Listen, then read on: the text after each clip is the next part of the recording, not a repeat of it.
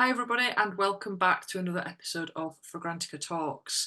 This is part two of our series on 4,160 Tuesdays, the first one of which was an interview with the perfumer and founder, Sarah McCartney. And in this second episode, John and I are getting together to discuss some of our favourites from the brand and hopefully give you some ideas as to where to start with the line. How's it going, John? It's going well. How are you, Nicola? Yeah, very good, thank you. Excellent. Shall we? Let's just dive straight in, shall we? We What's should. your favourite scent from 4,160 Tuesdays and why? Goodness, boy, there are many. There are many perfumes from 4,160 Tuesdays. So it's a tough decision, aren't there? And I almost want to preface my what I say by the fact that I think that Sarah works in sort of these distinct genres, and so almost one has to pick a favorite of the kind of genres that she works in, which is interesting, right? She does a lot of green and floral perfumes, and then a lot of very spicy, smoky perfumes. And so that's one of the things I like about encountering her work is that you can kind of uh, jump into different parts of her work and find a favorite within those different realms. But having said that, I'm going to start off with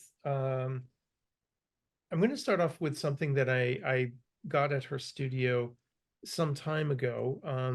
And the one is called The Dark Heart of Old Havana. And she did a number of fragrances that are very sort of time and place based. They were sort of like, I think they were sort of like postcards, if you will, of certain spots in the globe, and some of them had years associated with them as well too.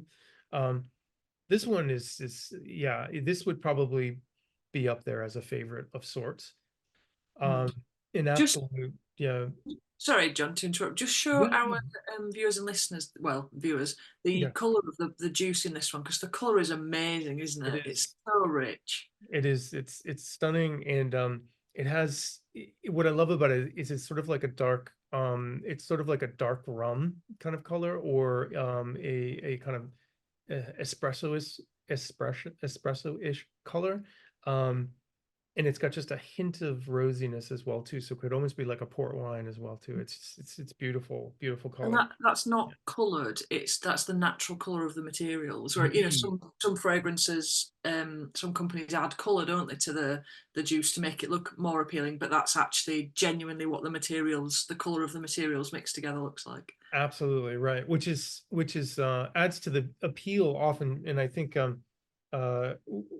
I think what's kind of nice about that is a lot of the modern fragrances that we smell and Sephora and whatnot. Yeah, again, I bring up Sephora, but I mean, they can sometimes feel like they're very clear often, and you feel as though they've been a little bit sort of neutered of some of that real, like, delicious, darker kind of stuff.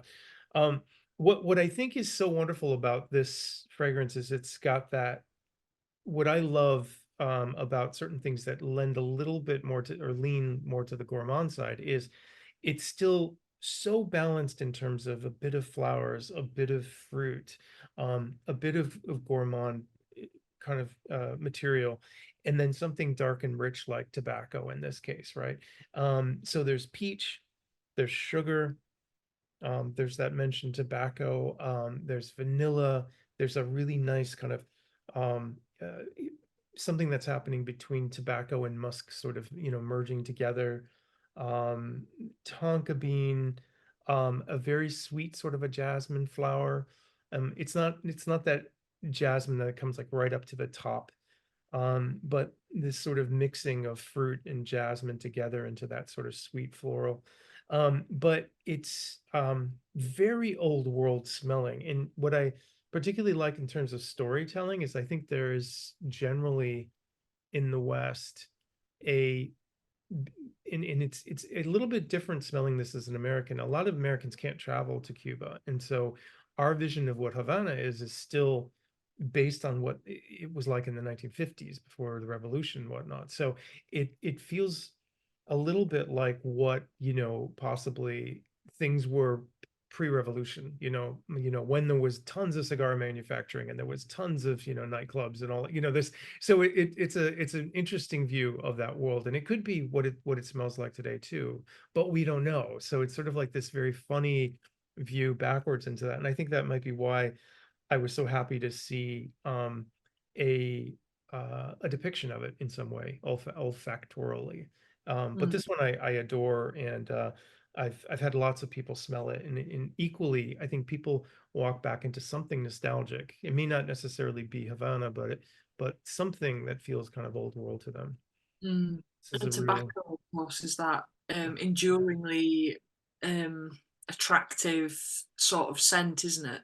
absolutely, yeah. Tobacco, I wonder if it might be one of those universals that for some reason it's got a an appeal, pretty much like you said, that like I don't know many people who don't find an appeal of tobacco Mm, in some way. Yeah. yeah. So this would be a really big contender for favorite for me. Mm. What have you got for us?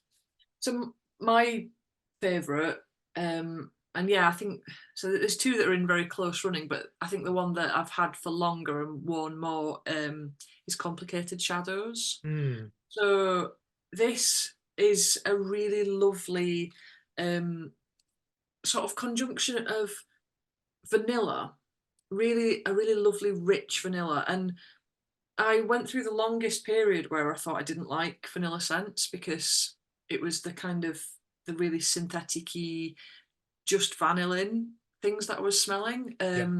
And they smell like, sort of bubble baths and products that I would have used when I was, I don't know, 12 or 13. And I couldn't sort of reconcile paying niche prices for something that smelt like teenage bubble bath. Mm, And Complicated Shadows is not like that at all. It's showcasing the richness of vanilla.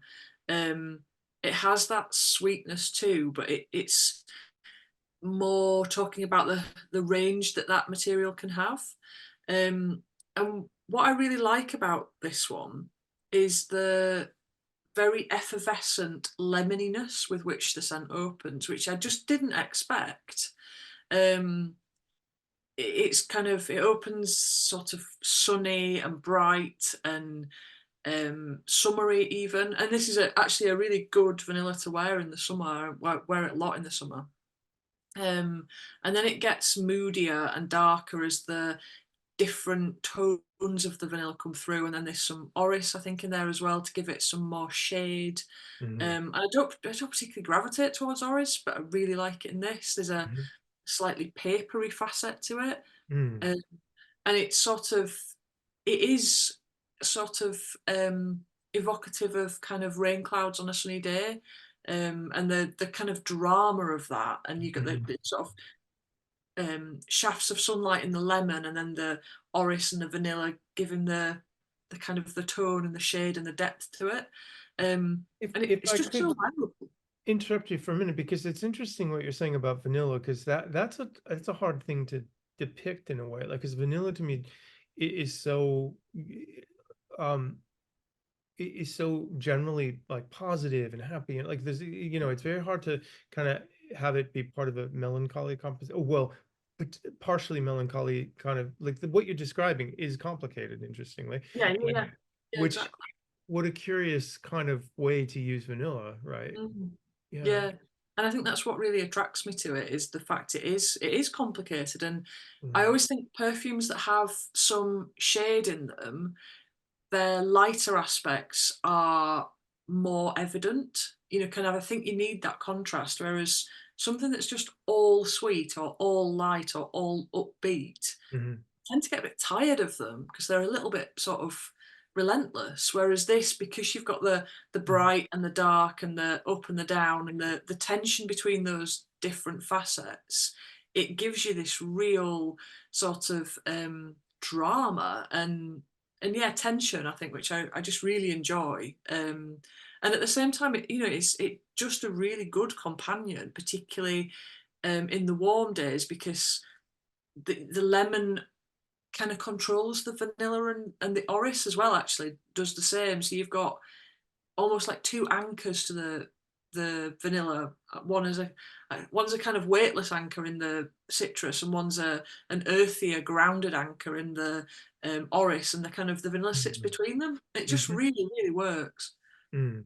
I like that what you just mentioned too about tension, which is interesting because I've found with some of Sarah's work that on the one hand you find things that have a lot of balance, and there's this really beautiful kind of um unison that sort of like is created amongst the different elements.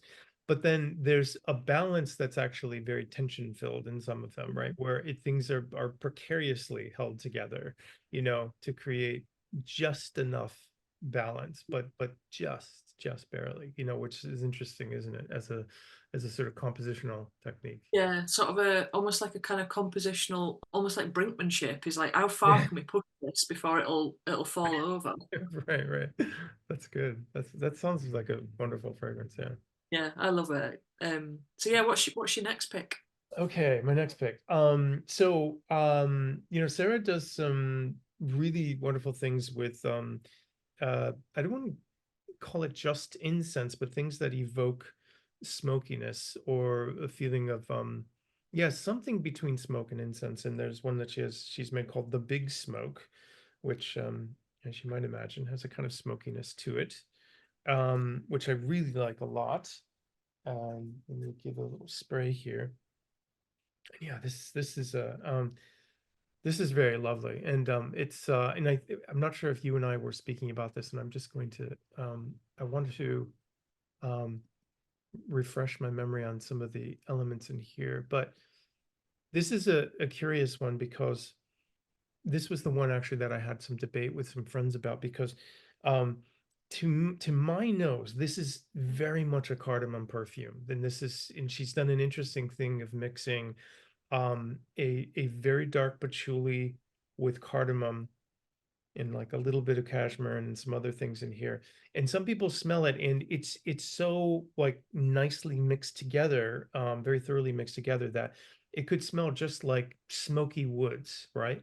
Um, but for people who are like really sensitive to and really love cardamom, immediately like that's a lot of cardamom in there, and I love the smell of cardamom, and I think particularly in perfume, even more than I do in food. I think it's a um there's something about the smell that's I have I have sort of complex emotions about. Like I don't necessarily think it's a happy smell. Mm, It's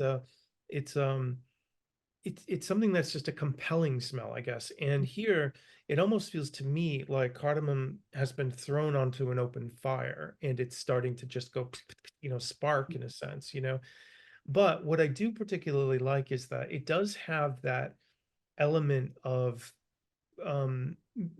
when, and it's going to be happening within the next few weeks here, when people just start to light fires in their houses, like it's yeah. still too warm, but give actually probably about a month from now, people will start to get like, okay, I want to start a fire in the house, and you just start to smell chimney smoke in the air, Yeah. little bits of it, and it's a very exciting smell, for me. Yeah, Very it is. exciting. Yeah. Yeah, yeah, yeah. This really does it very well. But what's also nice is, even though it kind of is a bit one note, it doesn't evolve into a complex way. There isn't a lot of stages to this fragrance. It tends to be about smoke. Um, it it does that one thing really well. And Mm, I would even say that one could carefully layer this with a little bit of something else if they wanted to. mm. And I'm not sure how Sarah would feel about that, but that's okay. I'm sure she doesn't want to put rules around how you wear perfume. Um, but it's and there's a beautiful labdanum in here too, which I think is so perfectly crafted for creating smoke and that feeling of incense. And it's it's a beautiful perfume. There's also some birch in here as well. It's very it rekindles that kind of back in the woods feeling, but also that interesting kind of suburban fire from a Mm, suburban fireplace as well, which I love, that smell. Um, Really excellently done, beautifully done, wears mm, incredibly well on skin. There's some smoky perfumes that I've had that on skin, it just smells nothing more than kind of like roast beef, Yeah. which it's hard to do. And making perfumes myself, it's hard to make. There's many materials that'll give the smoke smell. It's hard to make it smell good on skin. Yeah. So she's done a really good job at having just enough here to provide that really attractive smoky smell without it becoming, again, roast beef. Yeah. So So one of the things I'd like to ask you about this is sometimes sure. I love cardamom too. Yeah. And sometimes in Champagne. high doses it can go, there's something that can go a little bit metallic about it. Yes. Yeah. But does that, is that in evidence in this, or is it less metallic? Er, It's a great question. To me, I'm not smelling it, but I could easily see how for some noses they might. And part of Mm, it is because there's that I associate, this might just part of the way I smell or the way I detect certain things, but there's sort of a similarity between things like earthiness, airiness, and metallicness. There's almost like and we could even look at I wonder what the chemistry of all of that would look like, but maybe it's like the kind of ozone type things, um, the smell of oxid of when actual oxidation is happening during burning process. But there's something about those three things that come together, and I feel like cardamom.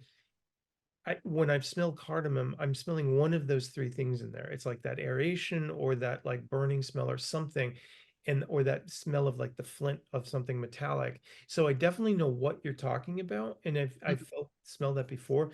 This to me has that sort of that airiness that comes from smoke that's um spreading through the air, a little bit like an incense in a room many meters away, kind of when it's mm, like wafting its way in. Um, so I think initially you'd probably get a little bit of that metallic type of smell. It's a little bit like lime has a little of that metallic smell to mm. me as well Yeah. too, I think. Yeah. Yeah. Um, but it starts to mellow a bit more into just one sort of like stream of smoke. But yeah, I think initially there's a bit of that there. Yeah. Mm. Yeah, interesting. So Yeah. I'm gonna pick up the smoky theme and run with it if Yeah. Please that's all do. right. Excellent. So my next pick is called "A Flame in Your Heart," Mm, um, and this is another smoky one. And mirroring a lot of the things that you've said, it's got that smokiness, and but this has got sort of a burnt matches vibe to me, which I love, mm, and mm, first fires of the season. mhm, Um, at the beginning, there's a real, well, there's a kumquat in there, which is just so interesting. And I can't say that I've smelt a lot of fragrances that have either kumquat or a kumquat accord in. mm, Um, but that kind of juicy fruitiness. Um, and then cocoa, which is just, it's funny because when I smell it and I think about, say, cocoa powder, mhm. yeah, it's totally that, but it doesn't smell like sickly or sweet, or it is sweet, but it doesn't smell. It's almost like the difference between if somebody set out to make an accord of chocolate, Mhm. it wouldn't necessarily smell like chocolate. There's something very real and almost like photorealistic about the cocoa in this. Um, Yeah, yeah. it almost has a powderyness to it and a dryness, Interesting. which is really interesting. Yeah, yeah. Um, and then there's this kind of conjunction that takes up such a lot of space in the fragrance, which is labdanum, benzoin, styrex, and cistus. Um, and they're so voluptuous and sultry, smoky. Um, yes, definitely sort of sweet as well. Mhm, Um, and I find on skin as opposed to on the blotter, like the smokiness for me comes out more. mhm, Um, but it's that I'm a bit obsessed with things that are salty and sweet in mm, taste. Mm. You know, like digestive biscuits that have got that sweet and salty. I love it. Right. And this is almost like the perfume equivalent of that, but rather than being sweet and salty, Mhm. it's smoky and sweet. Um, and I think it would have been so easy for this fragrance to turn into a barbecue rub type smell, Mm, but mhm. she's managed to avoid that so well. And I just it's there's that sort of resinous conjunction in the heart. I just want to swim in it. It's Mm. gorgeous. I'm curious if so the kumquat smell is always interesting to me because it's very you know you know I always think about eating kumquats and they're such a weird thing to eat, right? Because the skin is so sweet and the flesh is so sour, but I think there's this like sharpness to the smell, you know, Mm. which is interesting because things like cistus and labdanum to me are also very sharp smells. I mean, they're beautiful smells.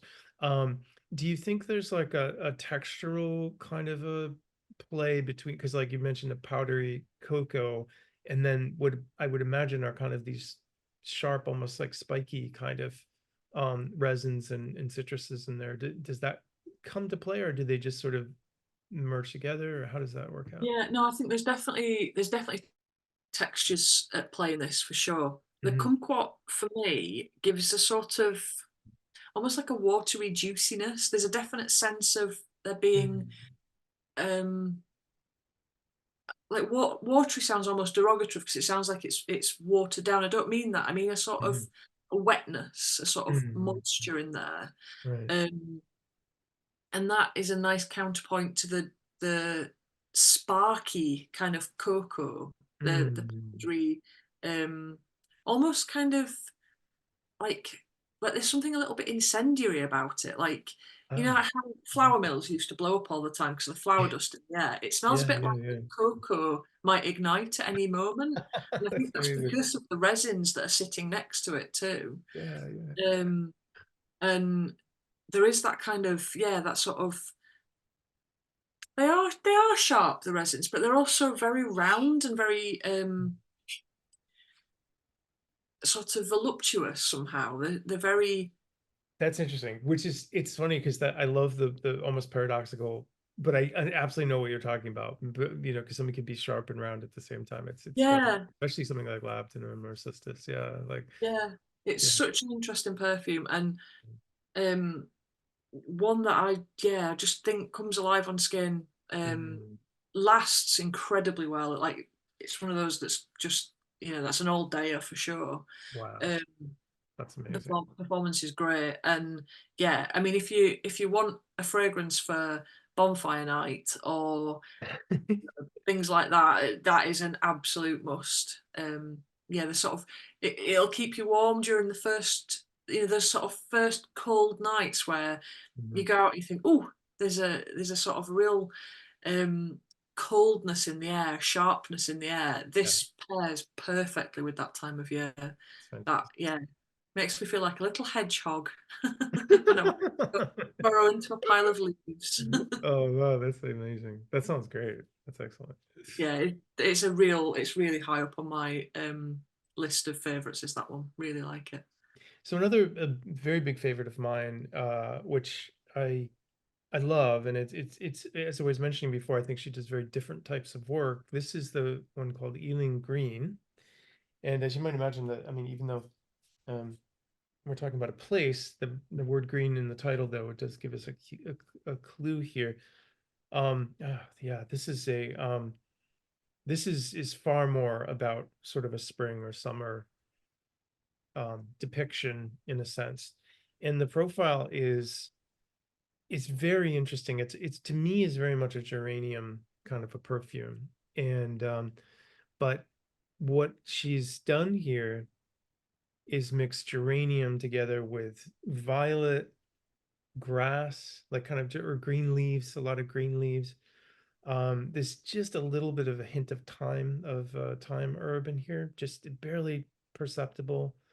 Um, a little bit of rose. So it has what I love about that combination of those flowers is that it has like a little bit of a I guess like a posy or like a little nosegay kind of a feel to it. It's kind of, it feels very old fashioned in a way, you know, Mm, and yet, I mean, not getting too much into the whole gendered thing, it feels to me like something a very dandified kind of gentleman would wear, you know, like something in 1920 or something like that, mhm, you know, kind of a, you know, something you'd put on after, and it may just be because partially of the geranium. I always associate geranium with mm, guys for some reason, although it's perfectly unisex, but um it's got that sort of you've just shaved and you're about to put on a shirt kind of a feel to it, you know.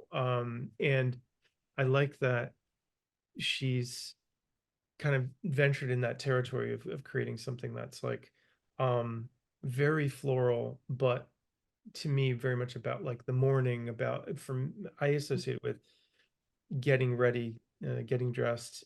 You'd wear this to like a wedding, you know, or mm, something, or yeah, like to a formal thing, or but you could also wear it every day. I don't know. It's got that funny quality to it.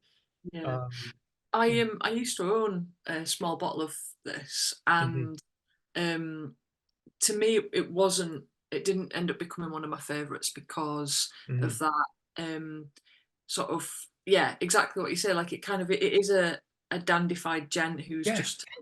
just had a wet shave, you know, Yes, yes, yes. and they wrap the towel around your head and stuff. Yeah. But one of the things that occurred to me about it is it would be a really good fragrance for like office days, going to meetings, you know, maybe like you say, yeah, in the summer where you want to smell crisp and put Mhm, together and not like a sweaty mess when you've been traveling on the tube or something mhm. like that. Yeah. Um, and it has that quality about it, doesn't it? That kind of clean crispness. It does. And what I would differentiate about it from other, because I, you know, I actually really like those kinds of like as a genre of fragrance. I love I love summer perfumes. I love sort of, you know, crisp, clean stuff. I really do. Which is funny because I also love heavy, smoky stuff too. But what's interesting about this one to me is it's still very floral. Like the geranium is very I almost want to say juicy and wet, and Mhm. it's not a dry potpourri type of perfume or very uh sometimes some of those fragrances feel very what's the word I want to use here? Um um y- too refined or very Mm. sort of like polite. This just goes a little bit over the edge of polite into just like a little bit daring, you know, a little bit more um like something just pulled off the plant kind of Yeah. feel to it, you know, which I really like. So you could certainly get away with it and wear it in the office, um, but you definitely you will get probably, you know, noticed and it's like, oh, that smells good, you know, like it pushes a little bit of that, but I love the fact too that she makes fragrances like that as well, in addition to Mm. making, you know, some very complex, very, you know, dark, mysterious, resiny filled stuff. She can also work equally as, you know, as deftly in things that are what some might consider more delicate type of Mm. arrangements, you know, and I really like this one a lot. It's a really good one. Yeah. Yeah. Um, that part is fun, and I like that she's got such a mixed affiliation with so many different types of Mm. genres. But Yeah. Yeah. where might And you take us next, or where what were but, you going to say? Yeah, well, I was going to say, yeah, interestingly, it's almost like we like super planned this jumping around the seasons, but we didn't. yeah, Um, yeah. so one which for me is a really good example of her summer oeuvre uh, Mm, is it's called Wash Me in the Water. Now this was part of a pair of fragrances with its partner scent, Take Me to the River, which is mm, much more animalic and dirty. hmm, hmm, And Wash Me in the Water is the kind of the the opposite of that really. It's one of the reasons I like it. So it's basically the kind of the conjuring of you've gone for a dip in a pond at the height of summer, the water's warm, and then you climb out of the bank. And as you climb up the bank to get out, you're crushing mint and other riverside plants kind of hmm, on your way. hmm.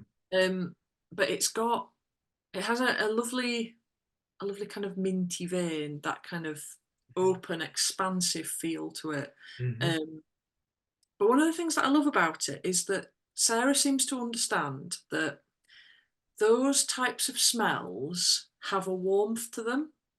And again, if somebody imagines a pine forest, Hmm. um, they quite often really focus on the pine needles and how that kind of camphoraceous type smell, Hmm.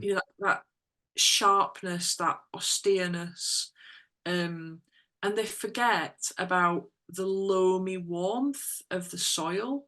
And so I find quite often scents like that um, turn me off really, because they focus too much on the cold and not enough on the warmth. And one of the Interesting. things I really like about Wash Me in the Water is it balances the two perfectly.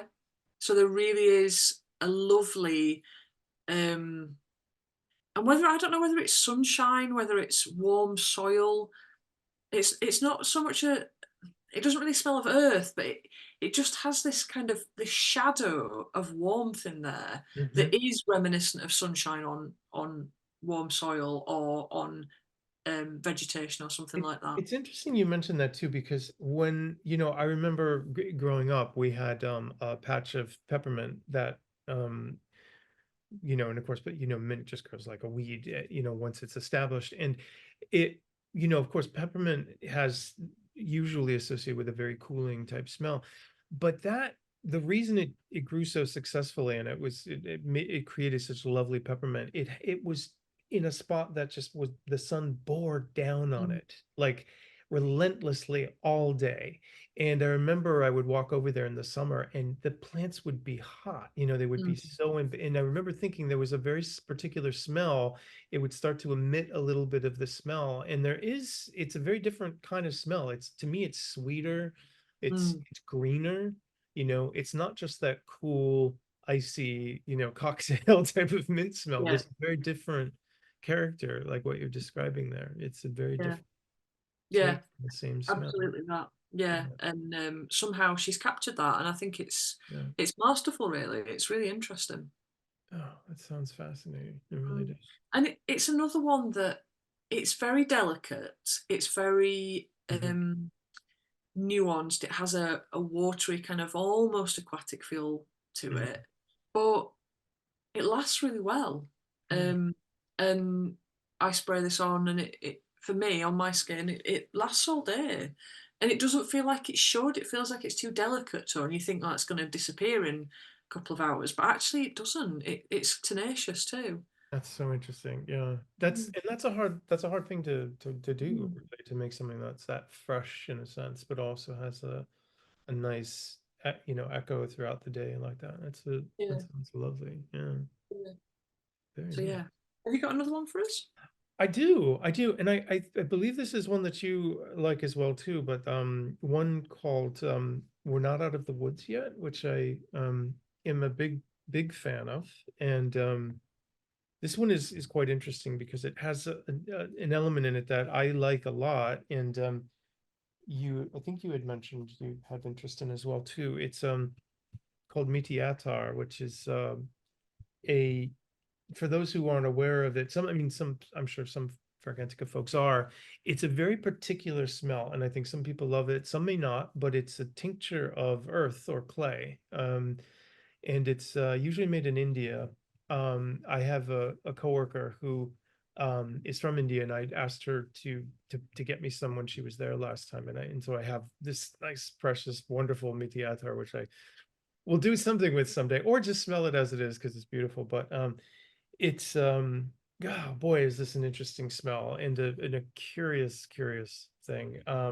Because it's all the things that you think it would be plus others, because I think for me, that smell, it is earthy, it's clay-like, it's all those things, but it's a good springboard for the imagination. Like, it brings to mind many things. Like, it's a little bit of petrichor, it's a little bit of smell of rain, it's a little bit of um like the smell of being out kind of in more desert or arid type landscapes. It's a lot of things.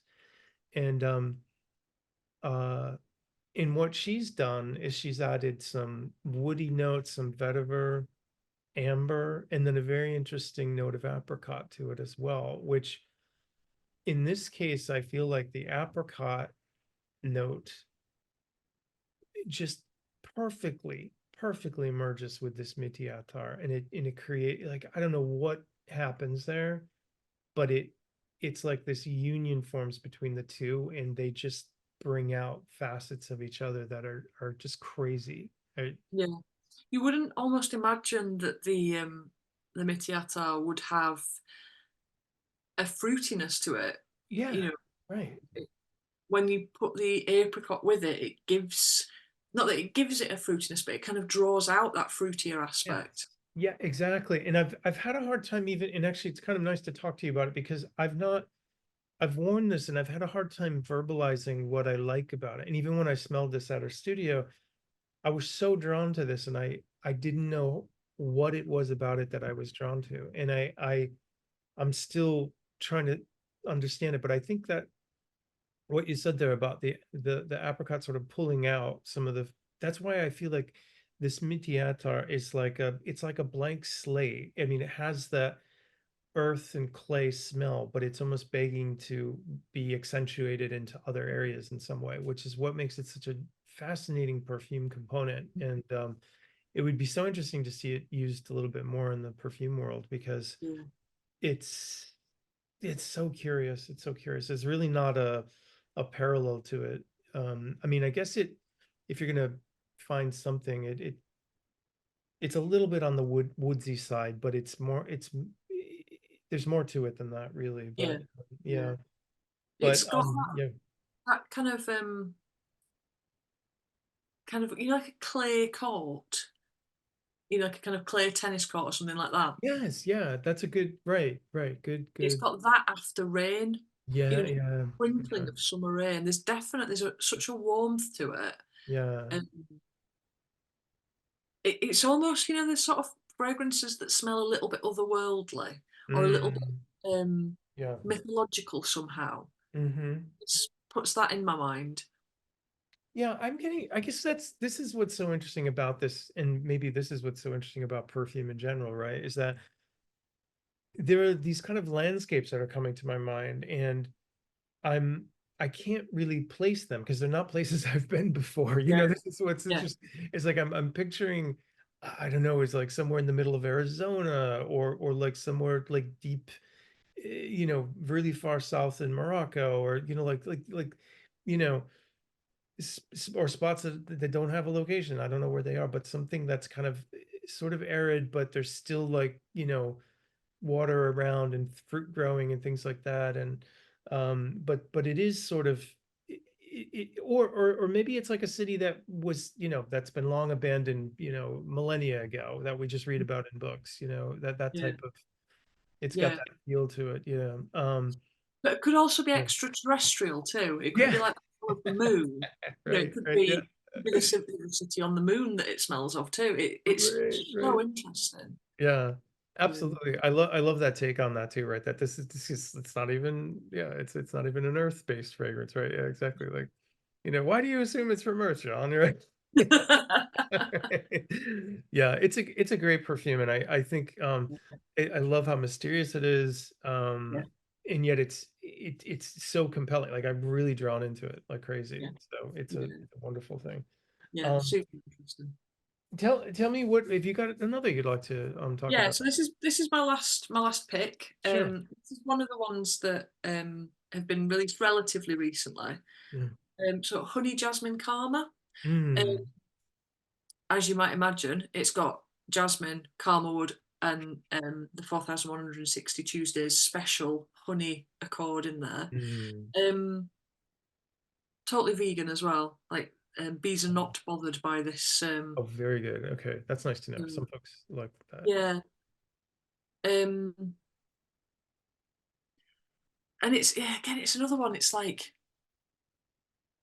it's just so happy. It's so happy. It's so summery. Mm. It's got that kind of hot sunshine, or rather sunshine in hot places. Um, and the honey, sometimes a friend and I go looking for perfumes together, Yeah.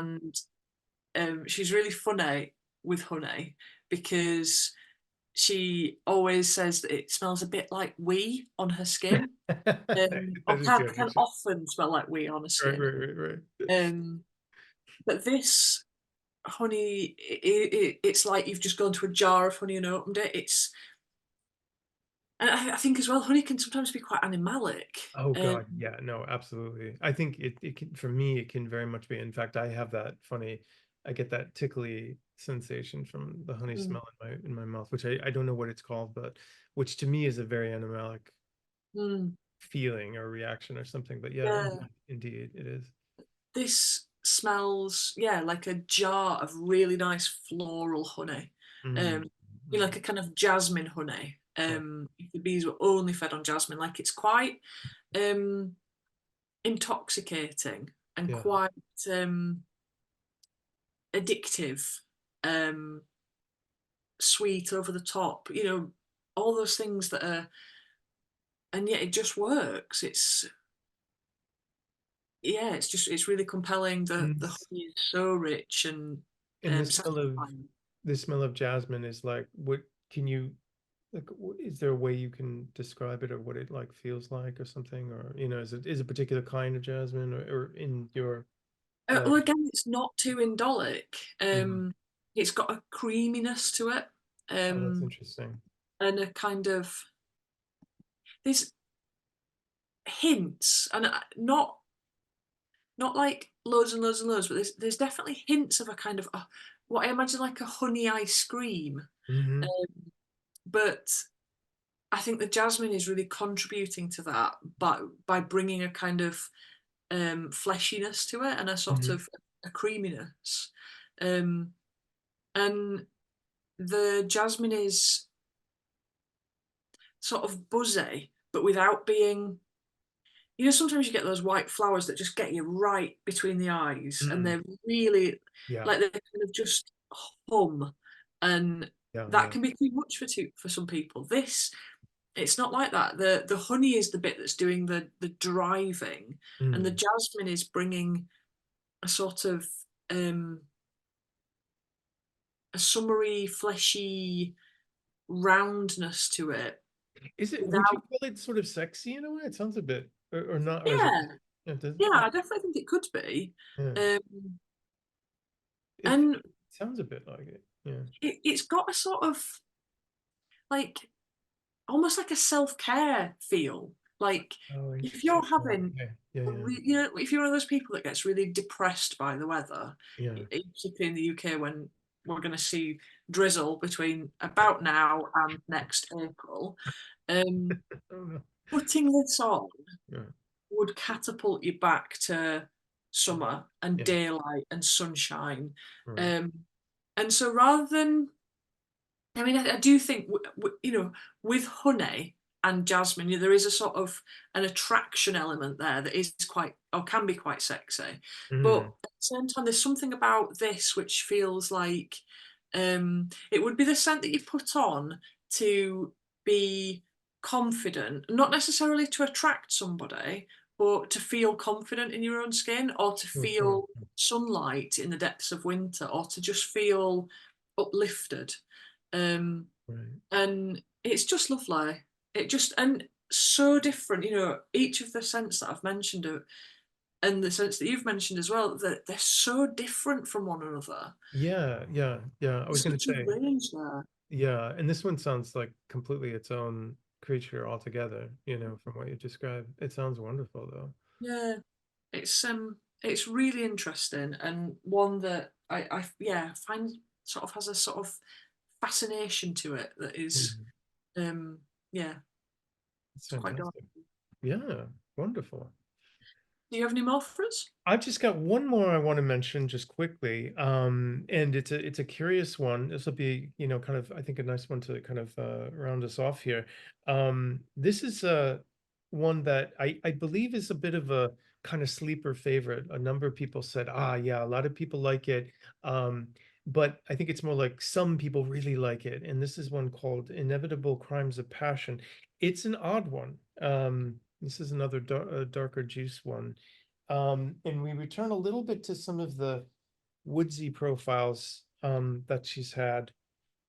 What's so curious about this fragrance, and I believe it reminds me of what we were talking about, that idea of the kind of very carefully balanced um, compositions. This is such an odd grouping of notes, and it, when you look at it on paper, you think, you'd say, like, how the hell would this work, right? Because it's essentially wood, grapefruit, um, mushroom, and coffee, right? Which, I mean, admittedly, I was like attracted to, like, whoa, that sounds crazy wild, um and it's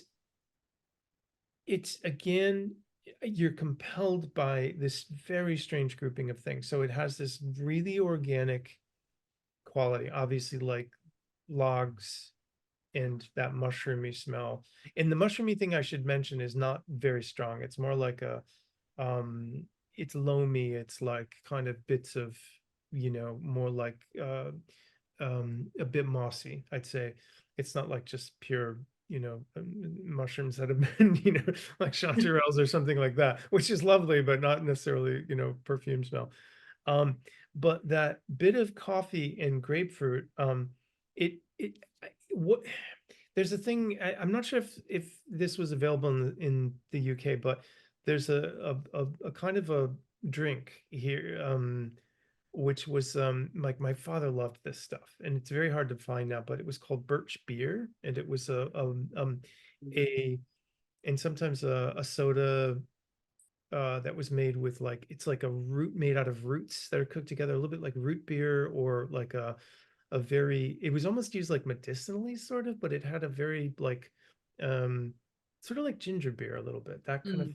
flavor to it, sort of, um but it has a little bit of that kind of a smell, like a bit of a otherworldly, um the smell of birch leaves, not birch tar, but birch leaves and forest, and that just a bit of a citrus, but not for a top note. It's used more for that sweet middle.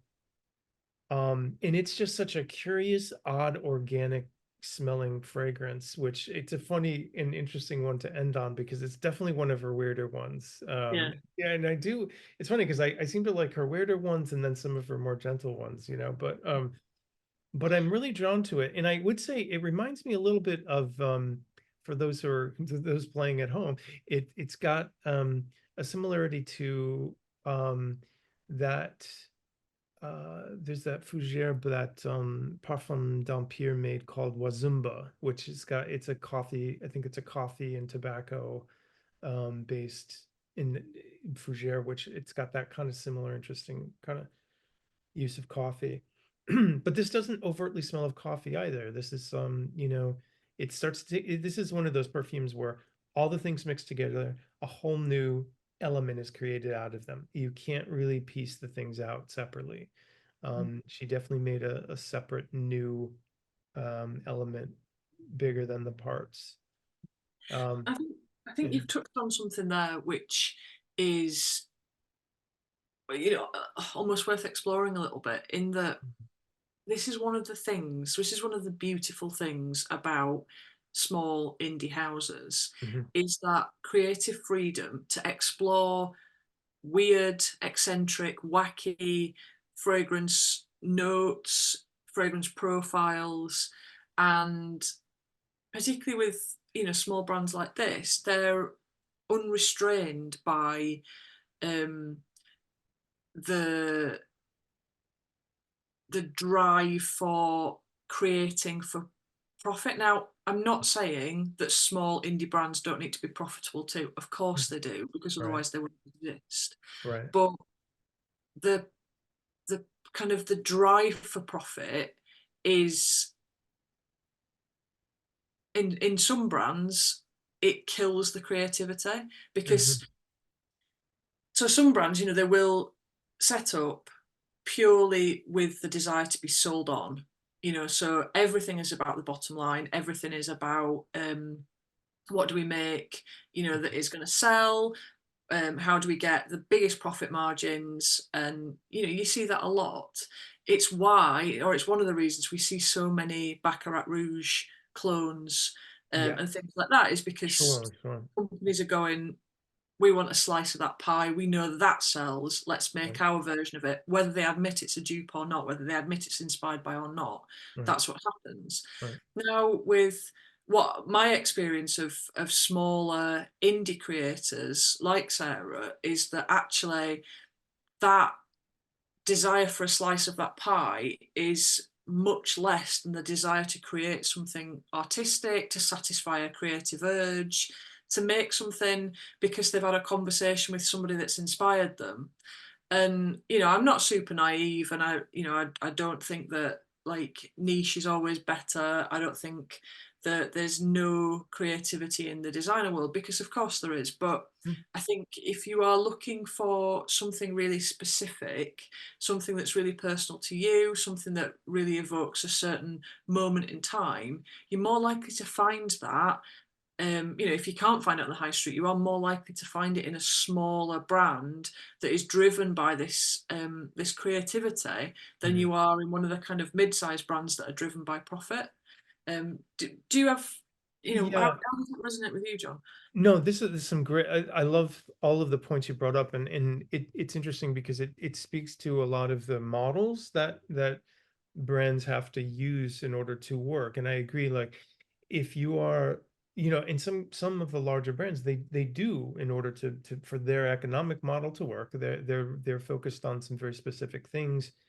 And again, we're not putting judgments on any of this, but that's how they work in order to make all that operation and the huge distribution work. They have to say, we've got to sell these many units in order to justify this. When you are a smaller brand, you can be a lot scrappier.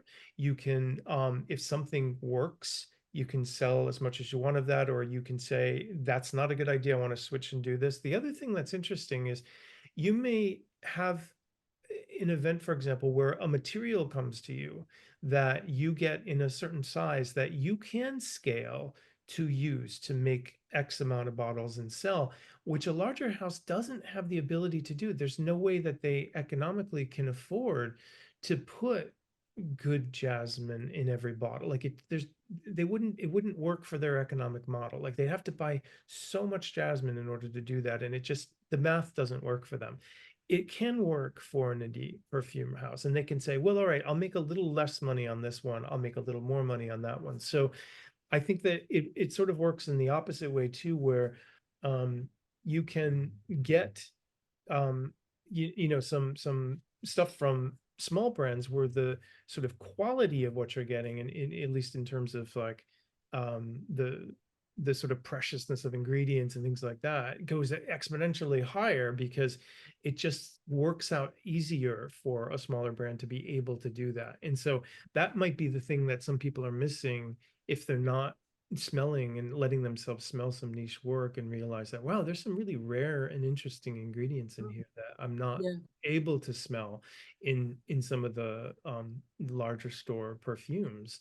Mm, So I think that may be like when we're smelling the fragrances of Mitiatar and all that is so kind of eye-opening because you don't really smell that in things that you'd see on the high street or in the larger shops, right?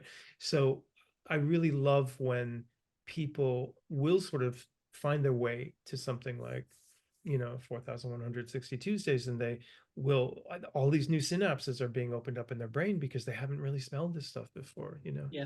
Yeah. Absolutely. That's a great way to put it. Yeah, it's a great opportunity. And and we've just, touched upon a small fraction of Sarah's work, which is really funny.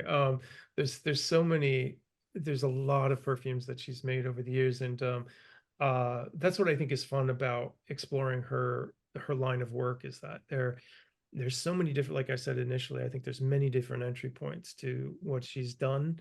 Um, a lot are really appealing for different reasons. I think we've given a pretty good cross section of different things, I Mm, think, for people to yeah. smelling. Yeah. And like you say, I think whatever whatever your particular style is that you like, you know, whether it's green, whether it's gourmand, whether it's spicy woods, whatever it is, there's probably something in the 4160 Tuesdays pantheon that will match those expectations and desires. So because there is such breadth there, and yeah, definitely give them a go. Agreed. Yeah, excellent. Well, I'm glad we got together to do this. This will be fun. And of course, we've done a previous video, an interview with Sarah. So make sure that you get a chance to see that. And we will be back with more interviews and talks together. And we'll see you all very soon. Thanks, Bye. Nicola. Bye-bye.